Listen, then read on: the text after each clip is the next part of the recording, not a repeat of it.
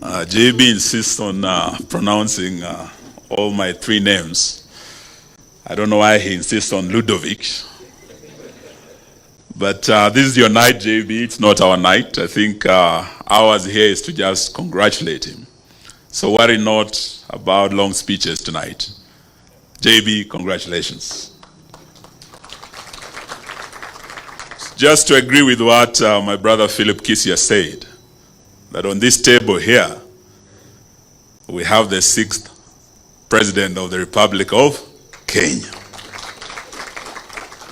And when Philip said that, I saw some of you turning your heads and you said, which one? Which one? Well, so far we are about 6 party leaders and presidential candidates. I think it's only Martha Karua who is not here, but at Ufungamano she was unveiled as the party leader of PLP and the presidential candidate. Matiang'i was endorsed the other day as the Jubilee flag bearer. The Honorable Stephen Kalonzo Musyoka, I think, had one of the most colorful at Uhuru Park as the Wiper Patriotic Front flag bearer. The Honorable Rigathi Gachagua is the DCP flag bearer. And Eugene Wamalwa is the DAPK's flag bearer. So we are 6, but the 6th president will only be 1. I have a feeling that on this table, this is where we require order. On this table here, we require order.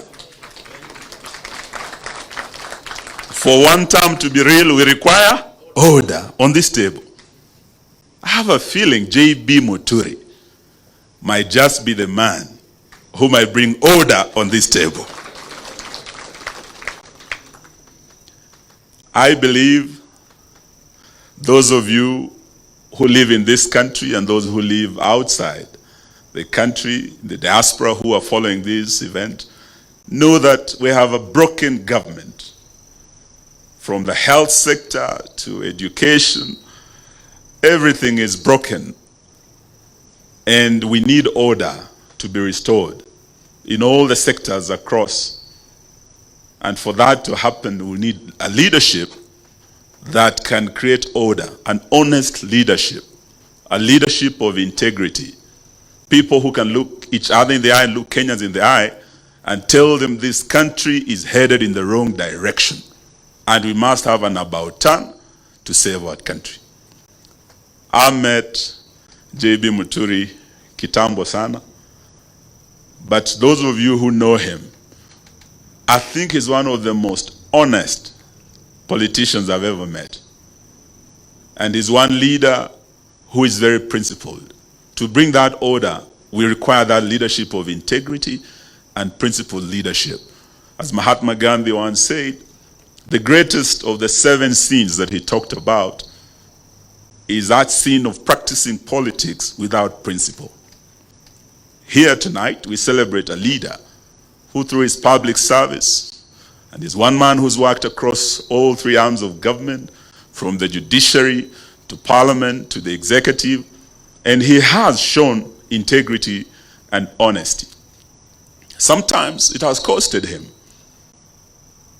When we Nazmio on the streets, with the Right Honorable Raila Odinga, Kalonzo and others, may the good Lord rest his soul, and we talked about abductions, and the president said there's nothing like abductions. He's not aware.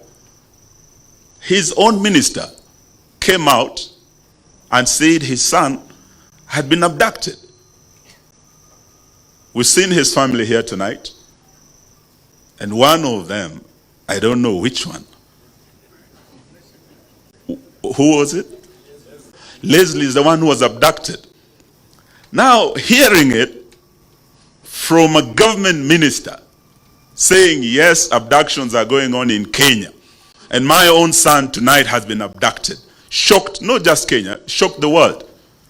And he told Kenyans the truth, that these abductions are happening, and I had to talk to the president himself and demand that they give me back my son. And the president made one call to one Haji, and his son was returned to him.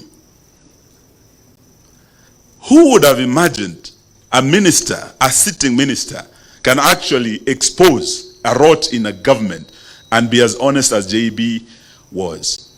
It was just a matter of time before he was kicked out. I went to Embu to mourn with my brother Lenny Kivuti. He had lost his son.